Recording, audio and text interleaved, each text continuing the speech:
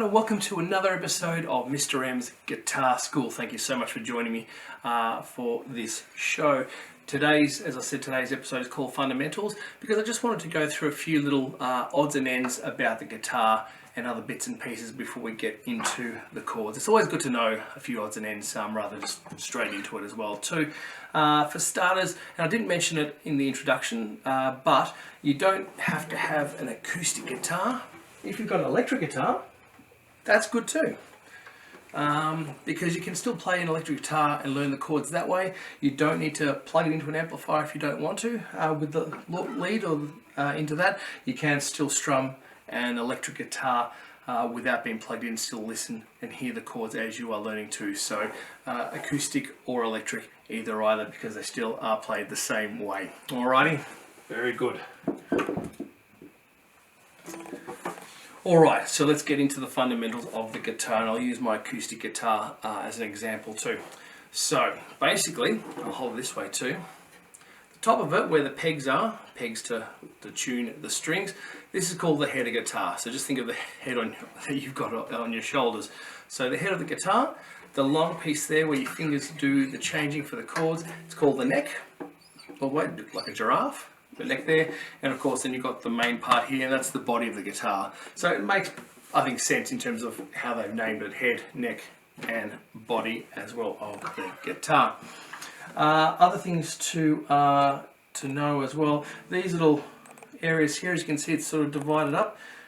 These are called frets, and they're basically depending on what you're playing, what chords or notes, you'll be going up and down the neck.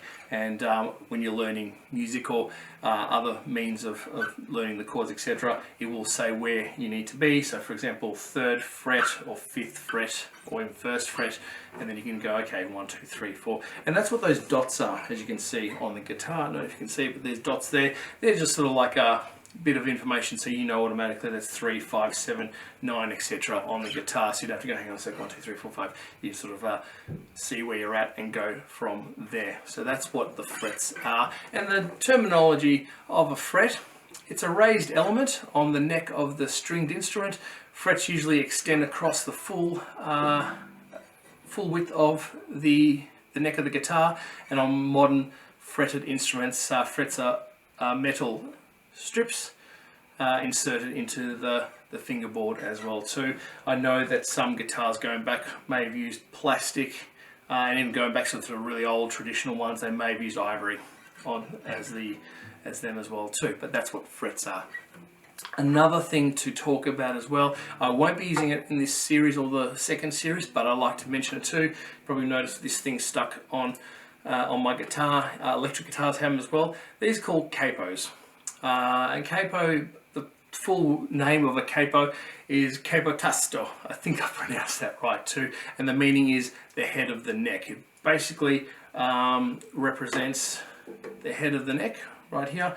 The meaning of it is it's a small device that clamps to the neck of your guitar to allow you to quickly and easily change the key of the guitar. And what I mean by that is too, for example, I play a lot of music where I use a capo on the 3rd fret. Only because my vocal range works much better, I find, at this level. And so this now represents the head of the neck of the guitar, like this does when I take it off. So that's what a capo is too. So that's something to try maybe later on down the track when you've learned some chords, and basically when you learn the normal major chords, for example, try it with a capo going up the neck, and you can hear the nice sounds and the changes. So it's basically you're changing everything, but you're still playing in the positions of the same chords as you would on the open neck as well too.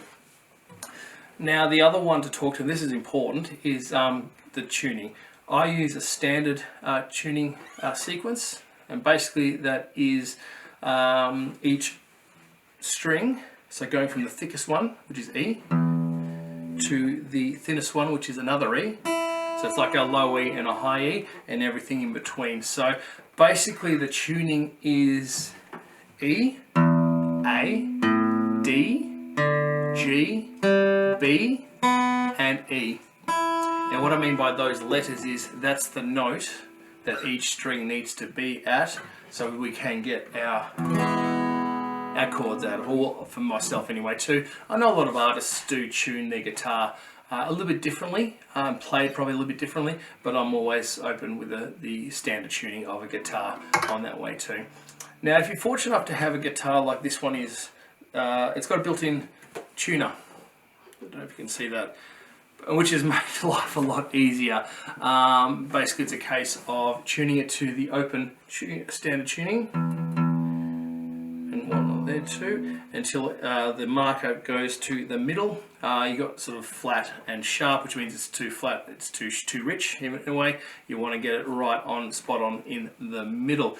Now, for guitars, for example, a beginner's guitar won't have a built-in tuner. Some may, but a lot of them don't.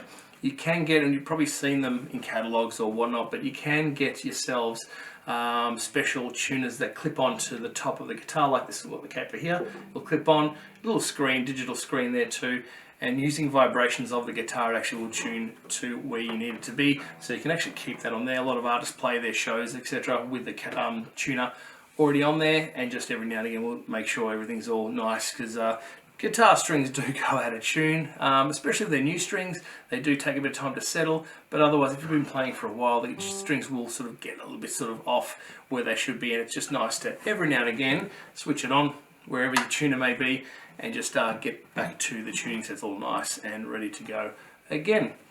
Alrighty too. I think I've covered it and whatnot, and also I suppose these things are called picks or plectrums. Piece of plastic. Now you can get them smaller, you can get them bigger. They all come in the same size, same shape I should say, but different sizes. Some are flexible like this one, some are even more flexible, some are a bit harder, depending on what you're playing as well too, and it depends on what you feel comfortable with as well too. I know a lot of people do finger picking, so they pick with their fingers rather than with one of these, and some even just strum. Like I know when I started playing guitar and all that, I used my finger and used that as the pick, but I've learned to use one of these guys over time. It just makes it nice and just to use as well too. Alrighty. That basically wraps up fundamentals. I could go into more details, but like I said, this series is not meant to become too complicated. It just keeps to the basics. I may have sort of, like I said, talked about the capo, just to let you know what it is, and but otherwise keep it nice and simple so everyone knows what's happening and learning slowly. I don't want to over sort of crowd your mind and go, oh, what's this, what's that. We're here to have fun. The main thing is to have fun and learn guitar. And like I said, watch the videos again if you need to. If you're not sure about something, just watch it again. That's what it's there for. It'll be nice, short 5-minute episodes, but something fun to do and learn the guitar and all that sort of thing. All right. Thank you very much for another great episode. Thanks for watching, and I'll see you next, and we'll get started with our first chord. Alrighty, take care. See you soon. Bye.